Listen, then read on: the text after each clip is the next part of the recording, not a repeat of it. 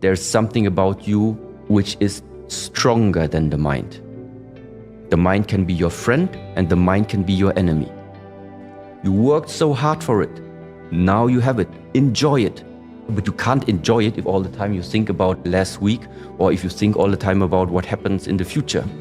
Enjoying what you have is you arrive exactly where you are right now with what you have. That's it. There is no wishing for something more of the future, and there's not wishing for something that wouldn't have happened of the past. No, you're in the present. That's it. And the more you realize this about yourself, the more you integrate this just into your normal being, then it starts to shift. Just bring more presence into present. If I observe myself, the most of the time I'm present and I'm realizing when I'm not. When I'm absent, I realize it. When I'm present, it's my normal state. For other people, maybe it's the other way around. The truth is, you're always present. You just don't know about it. There's some layer on top of the presence which somehow makes you think you're not in the present, but we're always in the present. Just the realization that you are is not there because it is overlaid by thoughts. If you take the thoughts away, you will realize, oh, there it is. One approach that we have at the moment in this world is, in order for us to feel full, we need to attain something. We need to do something. You need to have your diploma. You need to have your job. You need to have money. You need to have the first car. You need to have... So this approach is about you need. It's about doing. But the realization that I was just telling you right now that you have yourself is, no, it's not about doing. It's there already. It's just covered all the time. This time is not about adding something there. It's about this here must go. And that one must, oh, there it is. Nothing needs to be done. It is something we have to undo. This is the Eastern approach. It's the balance. You don't have to throw away everything that you have learned. It's just that there are more perspectives, that when you have access to both of these perspectives, just find out for yourself. Sometimes this makes more sense, sometimes this makes more sense. Well, important part is, as long as you have it, you can choose when to use it. But if you don't even have it, you can't use it. So what does it mean? Whatever there is to learn in this world, it's never wrong to learn it. You never know if you will need it one day. And then it's better to have than to need. It is one way out of many that are existing. I did talk only about this my whole life because I walk this way.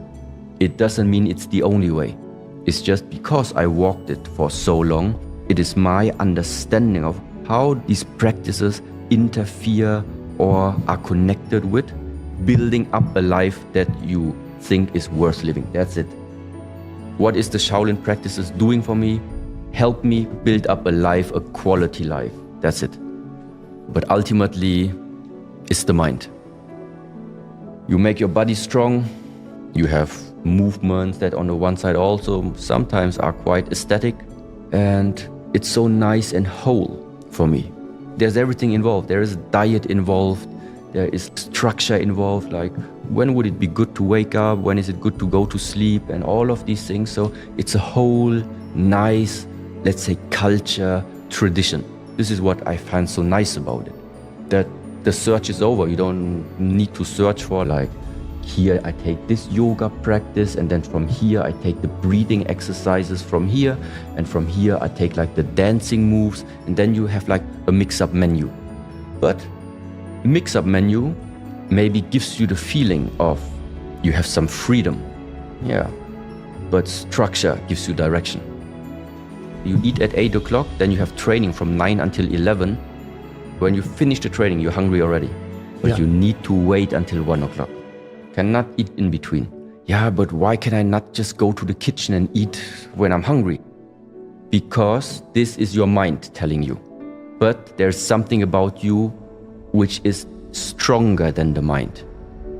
The mind can be your friend and the mind can be your enemy. And if I'm telling you there are 3 times per day eating, that's it. In the first weeks, still you're thinking about eating, you're hungry, all of this. But at some point, you will have accepted it. That, okay, 8 o'clock, 1 o'clock, 6 o'clock. You're okay. And what does it mean? Now the real freedom has come. Now you're free. Because even if you're hungry and you say next food is at 6 o'clock, no problem, I can wait, it's good. And you're free. Not free is, it's 2 o'clock, I'm already hungry, 4 more hours, I need to eat something. I cannot wait until 6 o'clock anymore. This is not free. This idea of what does freedom mean to you, does it mean you can go to the kitchen anytime you want? No. That means you're slave to the mind. Free is, no matter what the mind tell you, you can wait, I can wait. This is where now you see that sometimes it's necessary to have this obvious structure and discipline. But why? Because it's a helpful way to bring out that type of freedom that we say from our tradition. This is the freedom. It's also not the freedom in terms of you walk through Cluj, many beautiful women, but at home you have your own women sitting already. Now you could say, well, it's a free world, we're all free, so my wife is at home, but actually I can still flirt around. This is a way of where you say, well, this is freedom. Yeah, but where does this type of freedom lead to? It's leading to suffering. You're causing suffering by behaving this type of free. No, if you have one wife, you stay with that one wife, that's it. And you stay free from suffering. But if somebody is tempted too much, if somebody cannot handle his temptation, he's enslaved by temptation. And at some point, this type of behavior is not just going to bring suffering to you, it also brings suffering to everyone that you are involved in. This is where I say, what type of freedom are you talking about? And the freedom that eventually is going to get onto the costs or is causing suffering to you and other ones, this is not the freedom we want. It's the type of freedom that makes us be able to live together in the community way better. This is the way of freedom, where I can let you live the life how you like to live it, and you let me live my life how I like to live it. I don't need to tell you your way is wrong, you should live like I do. No, this is not free, this is limited. This is thinking you have the answers to the questions of the universe. Well, you don't, just as like I don't have them. The only thing I'm sharing right now is my observation. I don't say it's right for anyone, I just say until now, everything we talked about, it worked for me. If something is useful from what we have talked about and somebody tries it out and then realize, cool, also works for me, I'm really happy about it. But if somebody says, well, this is not my way of living, I don't share this opinion, it's not a problem. What is it in the evening that is sucking energy most probably? It's the mind. It's the mind activity very much, which is sucking a lot of energy. You go to bed, you wake up in the morning, but still feel like very tired and not recovered. It might be the reason that your brain, your mind is still too active in the evening. Stop thinking too much of the past, stop dreaming too much about the future, practice yourself, remain in the present, and this also then translates into your quality of sleep. Because when you sleep, you sleep. When you eat, you eat. When you talk, you talk. When you work, you work. But nowadays, people work and they think about eating. People eat and they think about sleeping. People sleep and they think about working. So there's something not aligned. There is no synchronicity. You are here, but actually something else is there. This is not how it's supposed to be. Being present means you sleep, you sleep. You talk, you talk. You eat, you eat.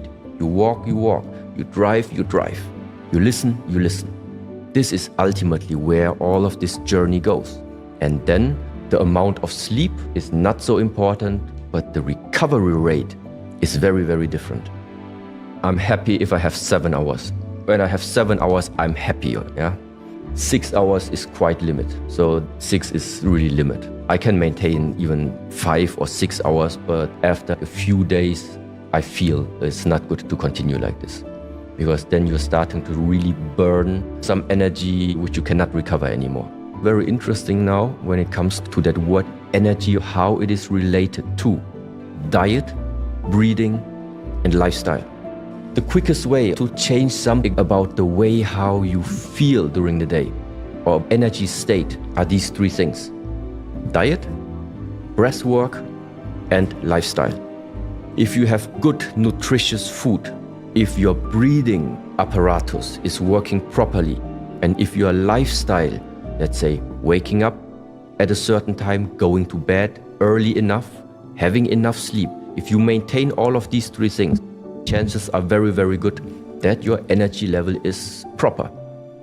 If the diet is not good, if your breath is not good, if your lifestyle is not good, still you are alive somehow, but the energy that is now being sucked out from you in order to make you still functioning, it is coming from something that we, let's say in the ancient tradition, call it comes from your essence, which means ultimately no good lifestyle, no good food, no good breath, life short.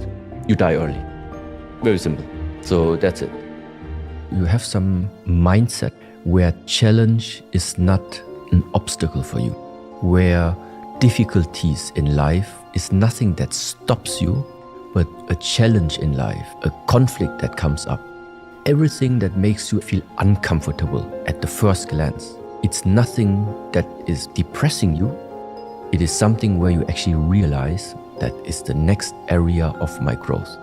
Because it's heartbreaking, because it is so heartbreaking, because it goes so deep, it carries the potential for the highest transformation. So this type of change of perspective, if you want to see it bad, it's going to be bad. But if the circumstances right now are like this, and with the mindset which is in your hands, you can still transform it somehow, the highest transformation can happen. And this is, I think, the value. This is why I like so much in the Buddhist teachings. Number one sentence is, with our thoughts we create the world. The circumstances are not going to change. What happened to you is not going to change. But dependent on how you are tuning your thoughts, something about it is going to change. This is why the power of the mind is so important. Because it is ultimately outside there, the wars, everything is not going to change. Because it's not dependent on what you want. You can only determine what is going to be the consequence of what comes to you. How will you transform it? Will you let it stuck inside of you and it slowly eats you up from the inside? Or do you make something different about it? And this is based on the thoughts, on the mental redirectioning of yourself. Yeah. How do we keep going when we lose hope? Either you have very strong personalities next to you that realize you're about to lose hope, and that's why they keep pushing you, which means that's why it's good to sometimes have a brotherhood or a sisterhood or somebody you are very close to, people they can sense, they know when your motivation is down and you cannot get up by yourself, that's why you have them. Then they come and help you. It's good to have sometimes a bond like this. The second thing is, if somebody is losing hope already, maybe the vision that gives the hope is not strong enough. Hope dies at last. I really think so in a way too. But if the hope dies too early, before that, that was not hope. That was maybe an idea that you have. Maybe was like a motivating thought that you had, but it was not hope. Hope is really, really deeply embedded, where internally you don't care about what 8 billion other people say. You have it, and you're gonna do it. What creates a positive mindset? In my way of seeing the things, it's about understanding that this world that we're living in, simply expressed, there's always an exchange between the left side and the right side, the bad side and the good side, the negative and the positive, the pessimistic and the optimistic. That's why for me, those two, they always belong together. And it is normal for me that sometimes circumstances are bad, but I also know, at the moment, but it's an exchange. Sooner or later, it will be also becoming good again. Now I'm a little bit depressive, but it's gonna change. Same way is, now everything is positive. But I know it's gonna change. Things are changing. Nothing ultimately stays as it is. That's why I'm not sure if it is a positive mindset that I would propagate. My mindset would be that you are neither stuck in a negative one, but you're also not stuck in a positive one. So your perspective, your mindset would be one that at all times always sees actually the exchange of this one and this one. And sometimes, out of circumstances, out of whatever reasons, sometimes it's more based upon here, but then you also know just a question of time, I move here. So to understand the interplay of these two and accept it actually that also the negative part is part of my life. As long as I also take care that it doesn't stay for a too long time in my life, I can have my bad days. Because to push yourself in having positive thoughts, be optimistic, I don't know, can also sometimes be like you see people do it, but you can feel they're not. They behave like everything would be great, great life, yeah, but I can see inside it's not. You have to be as you are, based with all two forces. It's just that stay calm, nothing stays as it is. See the interplay always of both forces. And then get calm about it and regulate it. And then somewhere along the line, maybe it becomes balanced then. It's about fullness. It's about how full do you feel. If somebody wakes up every morning without any goal, without any purpose, but feels just fulfilled, no need for purpose. But I think in the modern society we find it probably a phenomena. You have everything, more or less, wake up, but there is this discontentment. Don't know what to do with your time. Don't know the sense of, I don't know. And then I think it would make sense to add just as a motivator. It makes sense to give your life a purpose. Also meaning you're not searching for it. In the first stage, don't need to search for it, meaning what is my purpose? You have to ask the question, but you don't necessarily search for it. First is you give your life a purpose. So you can say you put yourself a mission statement. First thing is just you need to keep going. You need to do something in order to make use of the lifetime that has been given to you. But along this way, things are going to change. There will come the period you do, and then you realize all the doing actually brought nothing. So maybe you will return back to it's about the non-doing, and then you do nothing again. But then at the same time you realize, yeah, but with all the non-doing, I don't know, I could do actually much more. Then you start doing again. And along this way, you're going to figure out the middle way for you to live. It's both of them. It's not about being active all the time, and it's also not about being passive all the time. It's about being present in all of these times. What is a healthy relationship? I'm not only talking about human relationships. I'm not talking about love relationships only. There can be many types of relationships. First that just comes to my mind is in order that there is a type of relation, that means there must be already at least more than two components involved. These components then have a connection. This is number one. If there is no connection, it's difficult to determine any type of relation between them. So first we need a connection. That connection can mean that feeling-wise maybe, based on the emotional, on the feelings, on your emotional states, maybe there is something that is in resonance, which means there is something that two beings have in common. That's why it's resonating. So if this type of connection is already there, then I think it's a good starting point. On the other side, what can also happen is that in the mind, you are having a desire for something, but the feeling is not one of connection that you have there. In the mind, it says, yes, I want, but feeling-wise, it's not there. This is for me not a good starting point. How do I know if a relationship can develop into a healthy way? I think you must directly start right from the beginning. If the feeling with which you have entered into this relation, no matter what type, if there is resonance. Of course, we think we know what we want. The question is that what you want, does it fit to what another person wants? What you want, does it fit together what like your dog wants? And if there is no basic, if there is no way that you can connect, and after the connection, what is happening then? Exchange, giving and taking. Meaning also, if within one type of connection, if one type of relationship, the flow is always one directional, it's not going to work. So after connecting, after resonance, then the question is, how do you see the flow of exchange within this bond? And if it is a healthy flow where nothing is stagnating, there is a giving and a taking. From times this can change, but it's there. So there is flow. Then I think a relationship can develop in very nice directions. In my view about the world, I believe in cause and effect. Simply meaning, you plant an orange seed, you get an orange tree. You plant an apple seed, you get an apple tree. How did I become the way how I am today? I am the effect. Who is the cause? My parents. So why can I be here? Why are we able to talk? Because of my parents. And everything that you can trace back, thanks to my parents.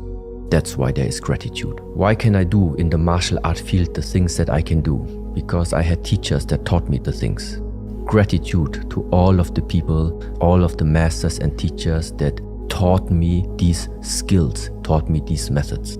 The friends, the ones why you are still a person today who believes in hope, who believes in keep going, who believes in friendship, who are the key persons that you nowadays still have it. Well, gratitude to all these companions that you have met in your lifetime. So everybody will find plenty of people or beings, also animals, no problem, where you feel like that without them, you would have never become the person you are today. And the ultimate gratitude is, I think, once again, to this one who allowed everything to happen. And this is why I don't know if you call it the universe, if you wouldn't want to call it the nature, different nations, different cultures, different names.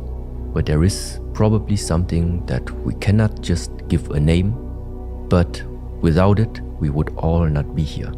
And so there also goes a huge amount of gratitude towards life itself. Being able to live, being able to see colors, being able to speak, being able to listen to things. I see when you start to see the glimpses of truth. When you see that the truth makes you feel free. This is when you start to realize there is something I can do.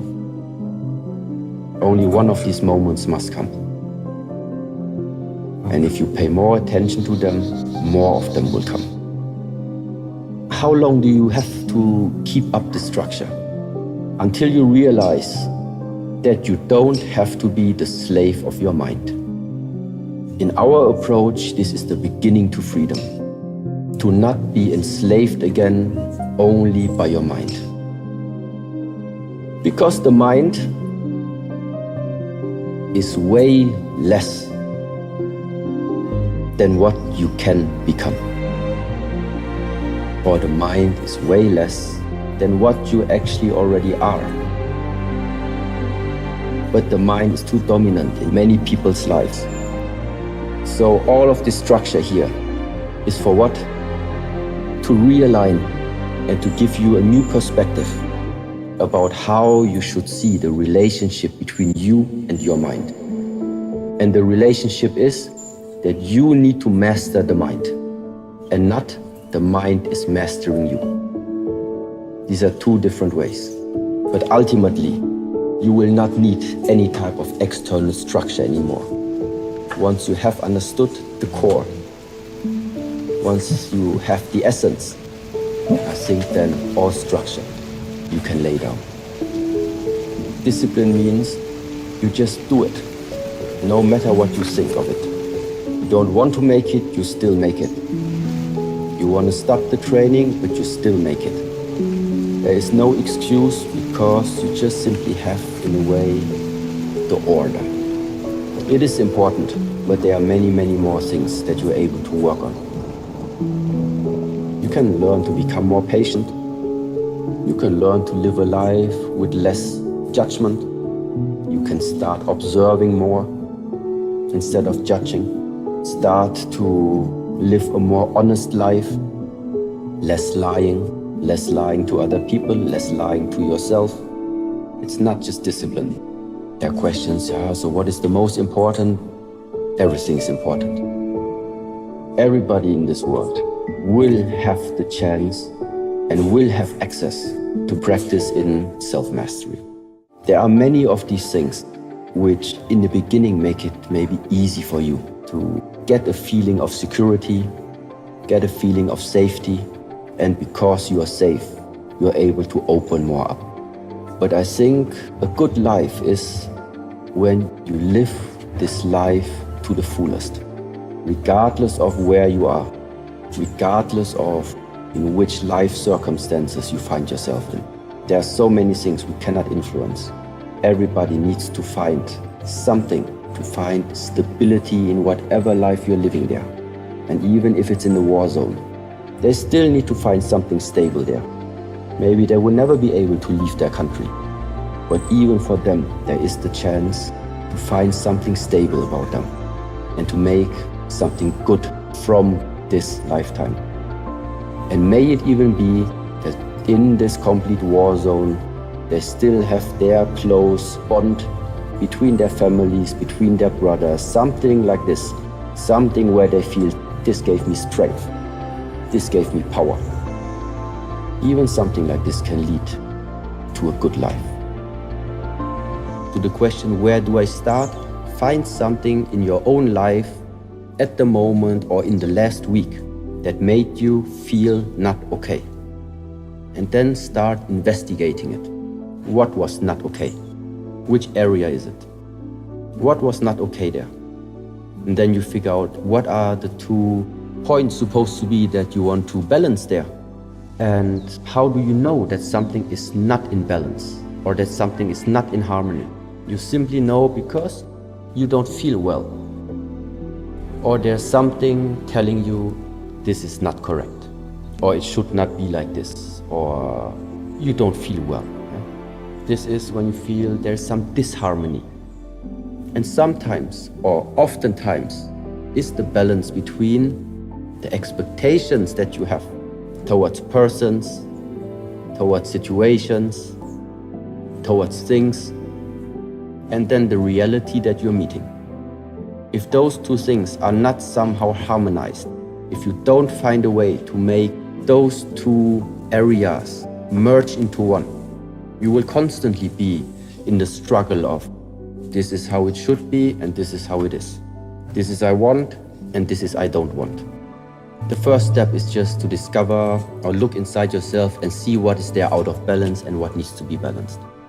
In order to find it inside of you and in order to be able to really go with your mind and ask yourself and investigate yourself, your attention must be with yourself. So that's why the first step again is try to not get distracted too much by outside stimuli. Go to a retreat. Make a retreat. Just retreat. Once the attention is there, and once you know it's there, now this attention is able to penetrate deeper. And you can start observing things about yourself. And how do you do this? How do you get the attention to a retreat? How do you retreat? You can practice martial arts, you can practice Kung Fu, and you can practice Qigong in such a way that you will realize that all these practices are the perfect methods to exactly spend time with yourself.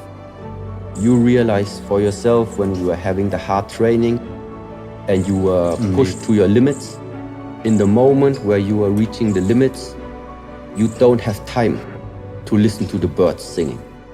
You don't have time to think about any problems. You don't dream about any movie and you don't dream about any holiday. The only thing you care about is what and how can you make something with yourself. Concentrate more, tense more up, stay more focused. It is something you are figuring out for yourself, how to maintain this concentration. But the reason why you made it is because you made some Kung Fu, because you made some training. So you use the training method, you use the Kung Fu, you use the Qigong in order to get back to yourself.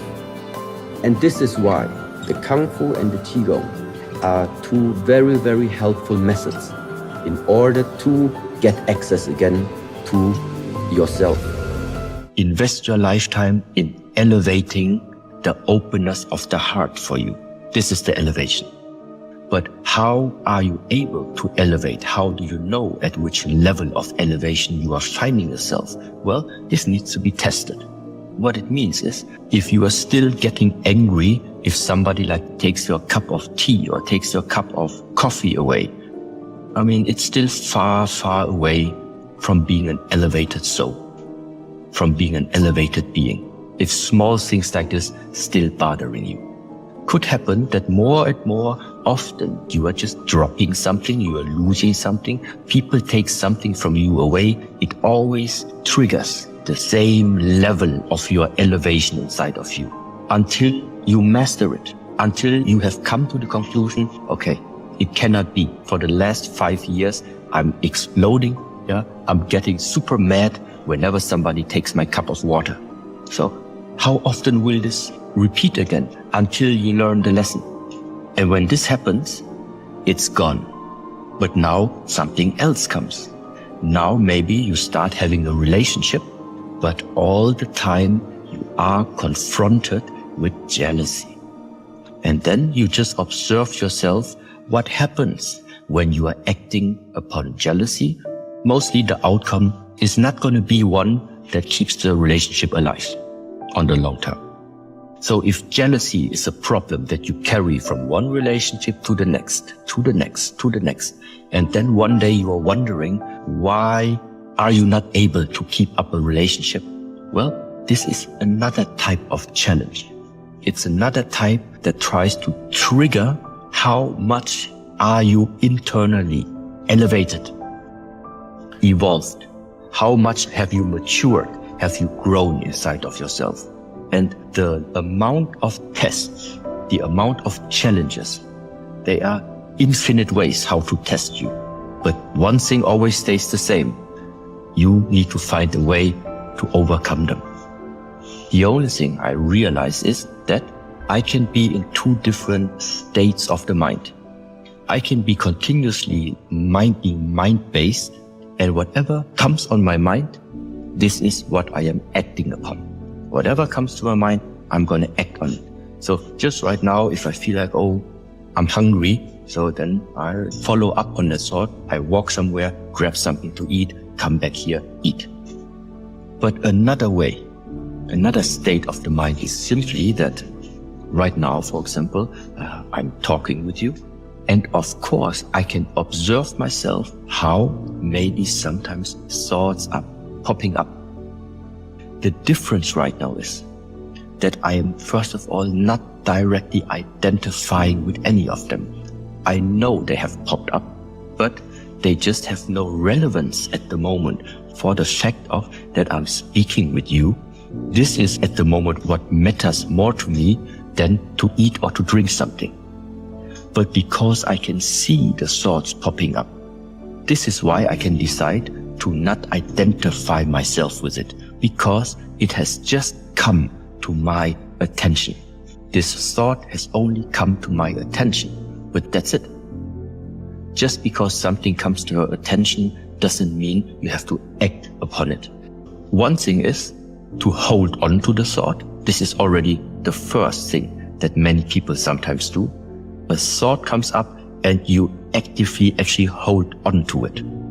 The second trap you can do is, after grabbing it, you invest even more attention to what you have grabbed there, which means now you're starting to fuel this thought. You're giving energy, you're giving awareness to this one thought. And the more this energy is now flowing into that type of thought, well, the more it's going to carry you away. But the bottom line of living this life is that from morning till evening, we all have thoughts, but the message is 90% of all the thoughts are unnecessary.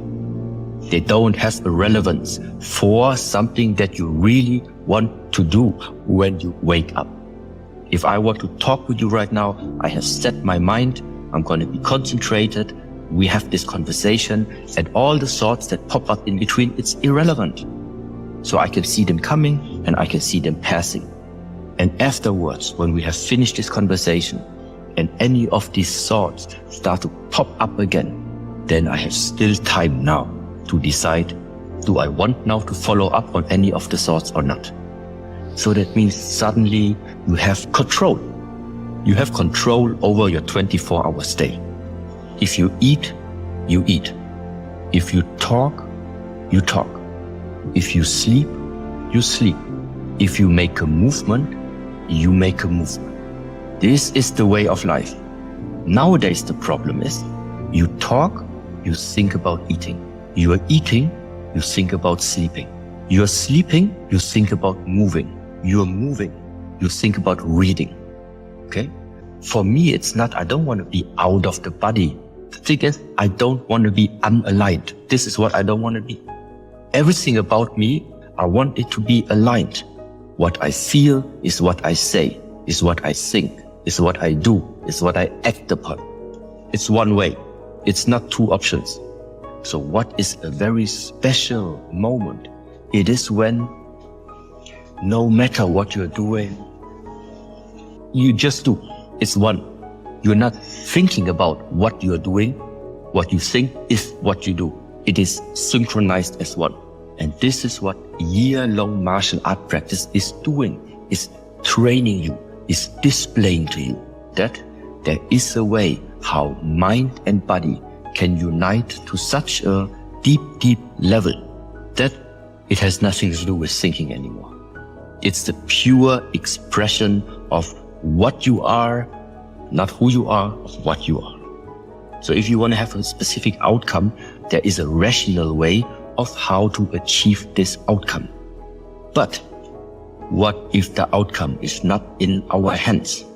Which means sometimes you walk through this lifetime, it doesn't matter what you have done. Sometimes you are encountering people that come into your life. You don't know why they show up, why exactly in this moment of time they have appeared in your lifetime. There is nothing rational about it, but there is a deep truth embedded in this. Meanwhile, is my personal feeling, you are never meeting somebody by coincidence in this lifetime. Everybody who appears in your lifetime, they are there for a reason. And maybe it's for you to figure out this riddle. Why is that person coming to your life? What is that lesson you are supposed to learn? Why nowadays do different places like monasteries, like ashrams, why do these places exist? Because there are certain frameworks. You are setting up a certain environment. And in this environment, it just makes it easier to cultivate something specific, let's say. But for the beginning, to really develop something, it is very helpful to have the proper framework. And this is what a monastery, an ashram, retreat places, being calm, being isolated a little bit for yourself. This is where it helps in the beginning. Solve every problem now. Now. That's the only way. What I don't solve now, 10 minutes later, I still have it. I'm not talking about the financial department, not this type of problems. I talk about the internal conflicts that you carry around. The internal human-made by yourself problems. Yes, because it is a part of you. So if you want to live in paradise, that means you have to become already right now the paradise. If you can't find the paradise inside of yourself, you're not going to find it tomorrow. That first arrow is the fact of you walk through this lifetime, you will encounter things that in the first moment are going to hurt you. It's going to happen to all of us. But now the question is, after something like this has happened, how are you going to cope with it now afterwards? Many people are still dwelling in the past, carrying the suffering and the pain from that event still with them. Even if a month has passed, a year has passed, 10 years have passed, it's still there. This is the literal example for remaining too much still in the past. And this is the second arrow, for example. When you start walking through this lifetime, every human being is going to encounter different moments, different situations that are going to trigger something that most of us would regard as unpleasant. This is already the beginning where we are saying, walking through this lifetime, you will encounter suffering in many, many different variations. Even going to the doctor, going to the dentist, having a surgery, hitting your knee against something. This type of suffering is especially hard when it now comes to the loss of beings. So meaning if you had a very close relationship to an animal, if you had a very close relationship to your parents or to a beloved one, and then this person passes away, there is also the suffering of this loss. So the bottom line for all human beings is, when we are getting born and start walking through this lifetime, we are going to encounter suffering. You could say, yes, this is the normal way of life, so there's no way around it. We need to find the state of being free of suffering in the here and now, in the moment, regardless of what you are doing.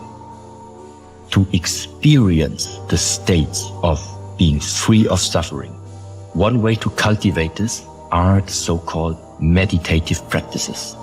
Literally put you simply in the here and now. Being in the past too much, thinking about what happened to you last year, how people insulted you last year, what you lost last year. So that means right now, the two of us talking, but my mind being in the past is one way how I can at the moment suffer. But the fact is, it happened last year, but right now you're still suffering. Why? Because your mind is in the past. Now we don't know what the future is going to bring.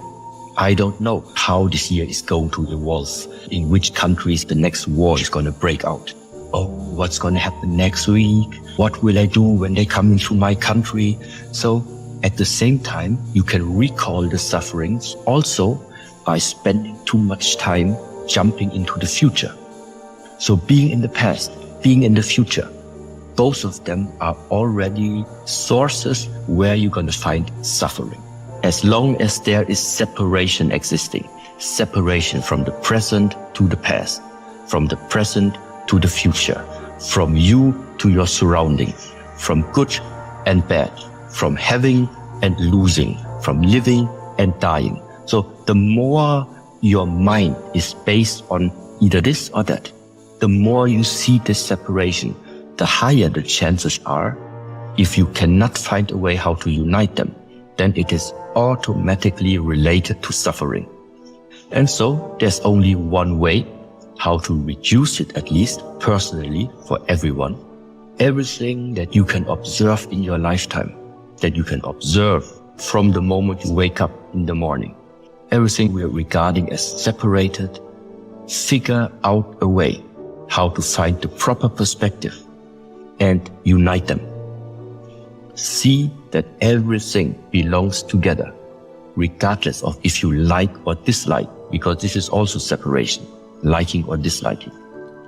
Number one, you figure out your own personal way how to ensure that you are starting to love this life, to appreciate the time that has been given to you, to enjoy actually what you yourself are doing. That is the number one of greatness. And then after you have discovered that this is the way, that you liberate yourself to fully enjoy what chances have been given to you in living this existence. This is number one. Then the second one is spread the message that other people discover the same. I think there's nothing bigger, more sustainable, more purposeful, more peaceful, more heart-fulfilling than these two things. You are feeling good living this life, and you make other people feel also good to live their life. And so at the end, everybody feels good living their life, problem solved. That's the greatness. You become very, very sensitive. What type of physical changes are going on inside of you? What type of emotional changes are you dealing with on a daily basis? How is your mindset? How is the way of your thinking? What type of thoughts rising up in the morning, carrying out throughout the day? With what type of thoughts are you going to bed?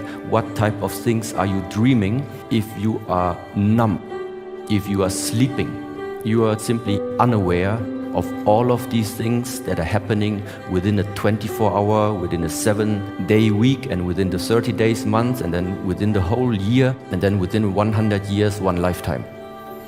Only if we know where a problem is located, only then we can adjust it. Theory is theory. Knowledge is knowledge. The theory doesn't change your life. The knowledge doesn't change your life. At the end of the day, it is action, action, action. That's it. Because if this life would be about knowledge, just stay at home, Google knows more. There is no human being who has that type of knowledge like Google has. But that's not it. You are receiving information. You are understanding the information. But the very important part, what you carry inside of you, knowledge, understanding. How does this translate into the 24-hour day so that everything that you know in theory starts to manifest also in real life? The universe only cares about the truth. The question is, but what do you refer as being the truth? Well, one of these truths for me is being given the gift of living this lifetime right now on earth inside a human body and live it miserably, live it sad, live it angry, live it in jealousy, live it in internal destruction. Sorry, it just doesn't make sense. I don't think the point of living this life is suffering more than necessary. What to do with the suffering? Well, you need to face it. You need to look it in the eye. Whatever is so fearful to you, whatever seems so impossible for you to do, whatever is like really challenging you, that is the one made as a challenge for you in this lifetime to face it. Some people have the ability to face it, some people do not have the ability to face it. Why? Two very important things are missing. Number one, the ability to let go is one very, very big part. The skill, the willingness to let go, the fact of letting go is number one. And number two, to have courage to face the fear, to face the truth, to face the darkness, to go into the dark. Because this is what it's about. To discover the purpose of life, to discover the intensity and the greatness of life, there is no alternative than being able to face the darkness and being able to jump into the unknown. But this is nothing that we humans are trained of. This is nothing that we humans are programmed to do in order to jump into the unknown. Because everything that we have grown up in the whole world is not about prepare yourself for the uncertainty. It is build up your illusion of security. This is where the worlds are colliding. Courage and the ability to let go. And these two elements, if you don't have them, courage and the ability to let go, because the growth of mental skills and the growth of physical skills is because you are continuously confronted with the comfort zone and are being forced to leave it, to move beyond the comfort zone.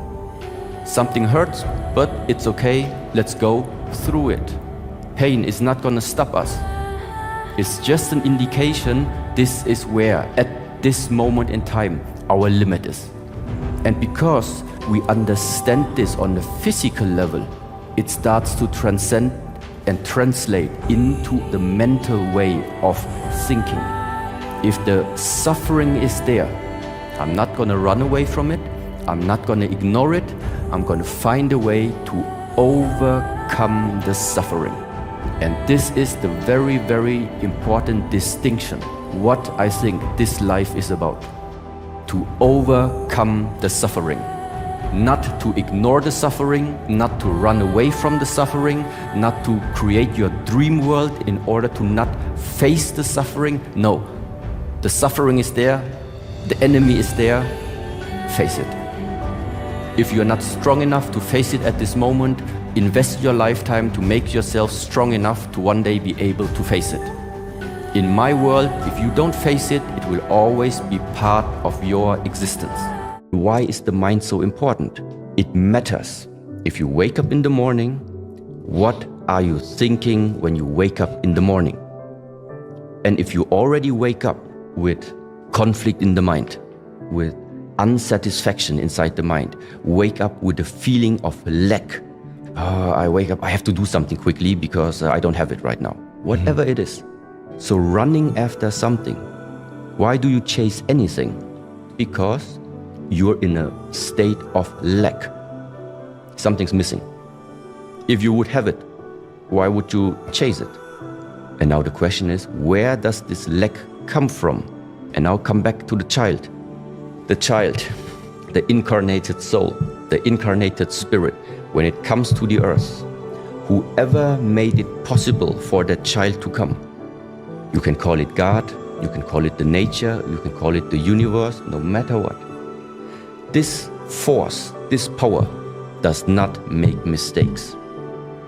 God is not putting you in this earth incomplete. Why would He do that? What He's putting on the earth is existence. He's granting us existence. And afterwards, it starts that we have concepts. We start thinking. We start having ideas about how this life is supposed to be. If you're not successful, it's not alive. If you don't have many cars, it's not alive. If you don't have many friends, it's not alive. Well, no, this is all human ideas. You came to the earth right from the beginning. You have been complete. This is the alternative. At the moment, I would say it's just guiding to rethink. So what is the next way of what can people do? Rethink your life. Look at how is your life looking at the moment? How did you spend the last 5 years, 10 years? Do you maybe see some patterns in your life? I tell you one pattern. Everybody has. I had it too. We all have it because it's normal. There was a time we didn't even have any mobile phone. Then the first Nokias came out. Okay, eventually you even got one. We're happy about it. Then the next generation of phones came out. And this one was, okay, it's old already. And you wanted the next one. Then you got the iPhone. Then you got the MacBook Pro, the big TV screen. Then the first car you had, a Volkswagen. Afterwards, you had a BMW. But there is a pattern behind there. Whenever you get what you want, you will realize that's not it. And so the question is, when do you start to realize the pattern that running after desires is not going to fulfill your desire? What you need is realization. What you need is wake up. This is where all these terms are coming from. Also, to take that misunderstanding away. I grant you the Porsche. I grant you a big house, yeah. It's all nice, and I mean, if you can afford it, it's absolutely something. I mean, why not? The German technology and possibilities that meanwhile is able to do is pretty awesome. The only thing is, ask yourself, your satisfaction about life, is it based on a condition or not?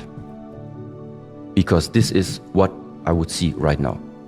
Everything that at the moment you want to have, always when you say, I need this in order to feel complete, I want this in order to feel complete, then it means your life, your satisfaction about life is based on conditions. As long as I have many followers, I'm happy. As long as I have a family, I'm happy. As long as I have the car and the big house, I'm happy.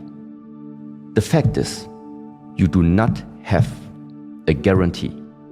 You do not have a security that at any point in time, you're gonna lose these things. First of all, latest, when the body falls apart, you're going to lose them anyway. But even before that, just look out in the world when we had, for example, the restrictions because of the COVID. What can you do as an individual if the government decides, finished? No more podcasts, no more going out, no more meeting friends, stay at home. And you had a lifestyle, every day you go out meeting friends, every day you drive around, every day you are outside. But now, because of whatever, you are forced to stay in that restriction. What is going to happen to your life satisfaction? The more it was based on the condition of life needs to look like this, the more we will suffer. Many developed depression and many started waking up, realizing I cannot base my life on circumstances where I don't have influence on. And this is exactly what this life is about. Don't base your life satisfaction on circumstances where you have no influence on. If you have, well, then change them in the way that serve you. But there are many things we don't have. To already right now realizing I cannot, as a small citizen, I have no influence on whatever the politicians are going to throw out there. No way. Then you are realizing your life is in your hands. Your responsibility is make sure that inside you are always full, or that you are feeling full. No matter what happens on the outside, nobody can take something away from you. Because the gift that has been given to you is the existence, is this lifetime in the first place. We already have been given the greatest gift of everything, existence. Now, don't let anybody interfere trying to take that away from you. So that means don't outsource the power of having your life in your own hands. Don't outsource this to external circumstances. Don't outsource it to the amount of messages you receive per day. Don't outsource it to the number of followers. Don't outsource it to how big the apartment is, how many cars you have. If you can afford it, do it. Just don't make that emotional and mental attachment. This is the part. It's not about how many cars you have. You can have a whole garage full with all the luxury cars. That's not a problem. The problem is how much are you identified with your possessions. The identification is the problem. To have a garage full and just use them and enjoy them, and when you drive and the weather is nice, then it's really nice. But then you put it back into the garage, you go eat your meal, and while you're eating, the car is gone. You're not thinking about the car anymore. It's gone, it's standing in the garage, finished. Now you just enjoy the meal. Attachment is the problem. It is a process. It is of rewiring. How have you lived your life until right now? How much did it serve you, the way of thinking until now?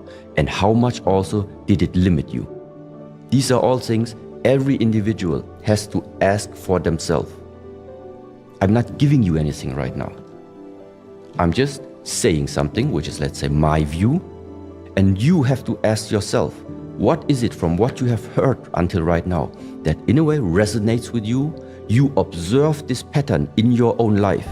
And ultimately, the only person who can do something about it, it's not me.